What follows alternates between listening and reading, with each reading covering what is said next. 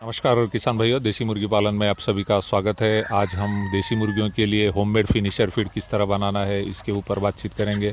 Homemade feed हमें इसलिए बनाना है ताकि देसी मुर्गी पालन में जो फीड का खर्च होता है, जब रेडीमेड फीड लेते हैं तो उस पर बहुत सारा हमारा खर्च हो जाता है। तो यह खर्च हमें करना है तो हमें अपने घर पर ही फीड बनाना होगा। और घर पर फीड बनाना भी काफ़ी इजी है। काफ़ी सारे इंग्रेडिएंट जो है हमें हमारे आसपास ही मिलते हैं। तो ये इंग्रेडिएंट प्रॉपरली मिक्स करके लेने हैं और हमें अलग से बाहर से मिनरल मिक्सचर लगता है जो कि मार्केट से परचेस करना होता है। तो जिन किसान भाइयों को मिनरल मिक्सचर चाहिए वो हमें कमेंट में बता सकते हैं। तो हम अच्छे क्वालिटी का मिनरल मिक्सचर जो है हम आपको प्रोवाइड कर सकते हैं। तो हम देखते हैं कि क्या क्या इंग्रेडिएंट हमें फिनिशर फीड बनाने के लिए लगने वाले हैं। तकरीबन 7 एक इंग्रेडिएंट हमें फिनिशर फीड बनाने के लिए लगते हैं।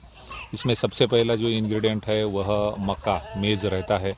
और मक्का जो है एनर्जी का सोर्स होता है। और इसकी मात्रा जो है इस तरह देखेंगे कि 100 किलो फीड बनाना है तो हर एक इंग्रेडिएंट हमें कितना केजी लेना है, इस तरह से हम देखेंगे तो आपको ईजी रहेगा। तो आप 100 के लॉट में फीड बना सकते हैं। तो सबसे पहला इंग्रेडिएंट हमने मक्का बताया है, मेज़ बताया है। तो मेज़ जो है हमें तकरीबन 34 केजी मक्का हमें लेना है। उसके बाद दूसरा इंग्रेडिएंट रहता है वह सोया डीओसी, जो कि मार्केट में इजीली अवेलेबल होता है। और सोया डीओसी यह प्रोटीन का सोर्स रहता है। और सोया डीओसी की जो मात्रा है यह तकरीबन हमें 27 केजी लेनी है, 27 किलो हमें लेना है सोया डीओसी।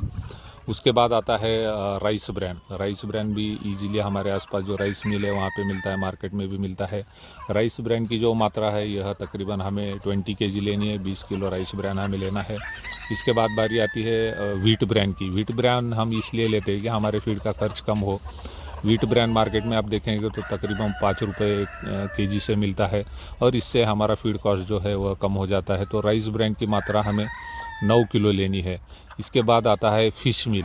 हमारे आसपास फ़िश मार्केट रहता है तो फ़िश भी इजीली अवेलेबल होती है। फीड बनाते समय हमें यही ध्यान रखना है कि फ़िश जो है वह सुखा कर लेनी है, मछली सुखा कर लेनी है। और इसकी मात्रा जो है वह तकरीबन 7 किलो, हमें 100 किलो फीड बनाने के लिए 7 किलो फ़िश मिल लेना ज़रूरी है। उसके बाद बारी आती है शेल ग्रिड। शेल ग्रिड यानी शंख शिंपला। शंख शिंपला नदी में हमें इजीली मिल जाता है। इसके लिए कोई खर्च भी करने की ज़रूरत नहीं है। मार्केट में भी आप बल्क में लेते हैं, ज़्यादा क्वांटिटी में लेता है तो ये कम कीमत में मिलता है। तो यह शंख शिंपला या शेल ग्रिड हमें तकरीबन 1 केजी लेना है।